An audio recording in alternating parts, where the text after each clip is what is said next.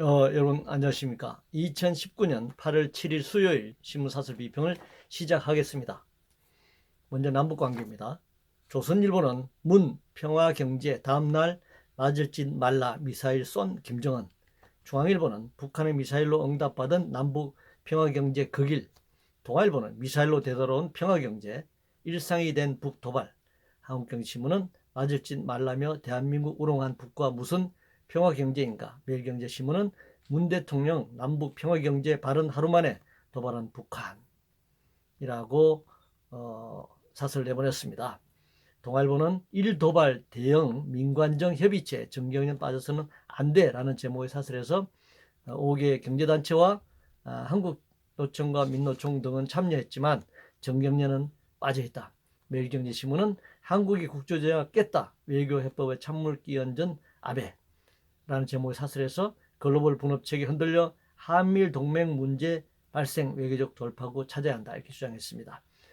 문화일보는 이젠 괴담 수준에 이른 반일 선동 이래선 일본 못 넣는다 이런 사설들을 내보냈습니다.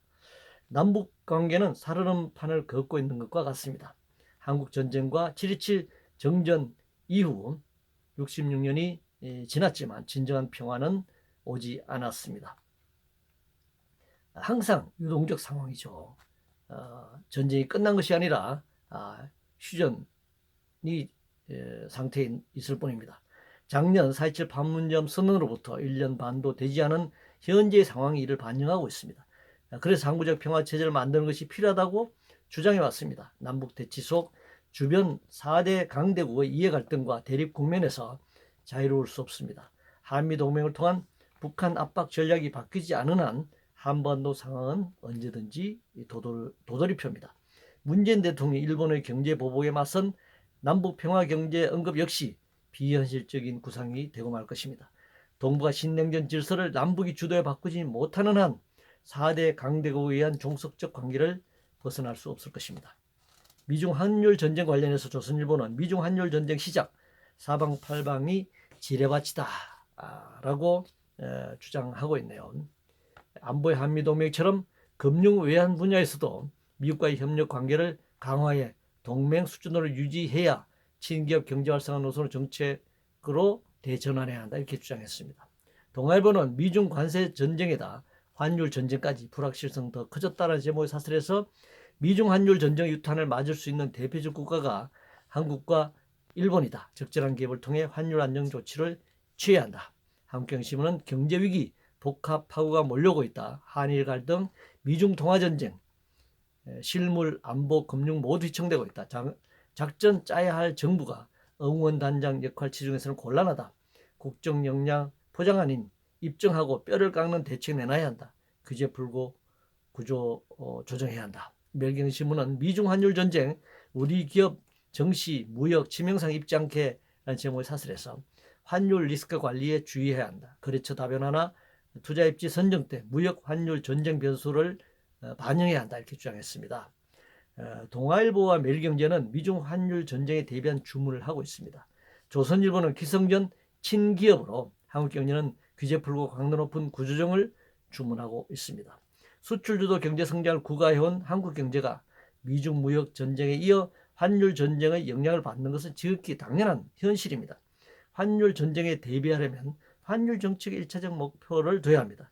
대외 의존성을 어떻게 줄일 것인지, 환율 관리를 어떻게 할 것인지부터 말해야 합니다. 그런데 친기업 규제 완화를 해법으로 내놓는 것은 대외 여건을 핑계로 노동착취 조건을 유리하게 만들겠다라고는 실사라고 생각합니다.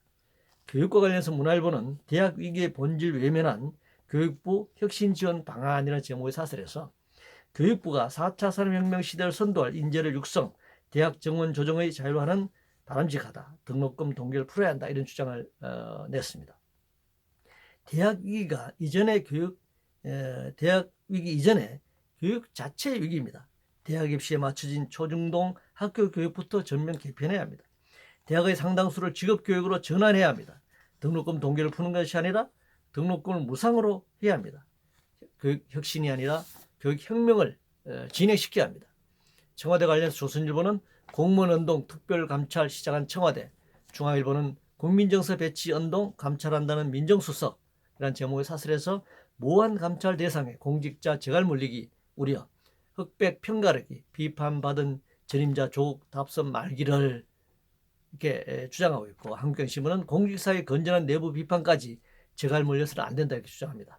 말로만 공직기강 운운하지 말고 법대로 하면 되는 것입니다. 암행어사 출두식으로 보여주기식이 되어서는 안 됩니다. 공무원의 정치적 자유와 창의성 발휘가 보장되는 가운데 준법, 법을 지켜나가는 그런 방식이어야 한다고 생각합니다. 중거리 미사일 관련해서 문화일보는 청와대 미 미사일 산불 원칙, 안보 자유와 동맹 배신 아닌가라는 제목의 사설에서 지난 2일 미국과 러시아 사이의 중거리 핵전력 폐기 조약이 폐기되었다. 미국 중거리 미사일 배치 가능성을 열어놔야 한다. 이렇게 주장하고 있네요. 미국은 이란 핵협정 파기에 이어 INF 중거리 핵전략 협약까지 조약까지 일방적으로 폐기를 선언했습니다. 미국은 중러를 겨냥해 한국과 일본의 중거리 미사일 배치를 거론하고 있습니다. 사드 배치에 또 강압하고 있는 것이죠. 중국은 이에 대해 신중하라고 압박하고 있습니다. 사드 배치에 이어 추가 경제 보복을 할 태세입니다. 한반도의 군사 무기를 차곡차곡 쌓아두면 평화가 오는가요? 전쟁은 상호간 보유 무기를 소비하는 무력 행위이고, 보유하고 있는 무기를 겨냥해 무력 공격을 행사하는 것이죠. 전쟁의 위험성이 높아진다는 것을 말하는 것입니다. 무기가 전쟁을 부릅니다. 그래서 화약고라고 합니다. 한반도를 화약고로 만들려는 것인가 묻지 않을 수 없습니다. 이상으로 2019년 8월 7일 수요일 신문사설 비평을 모두 마치겠습니다.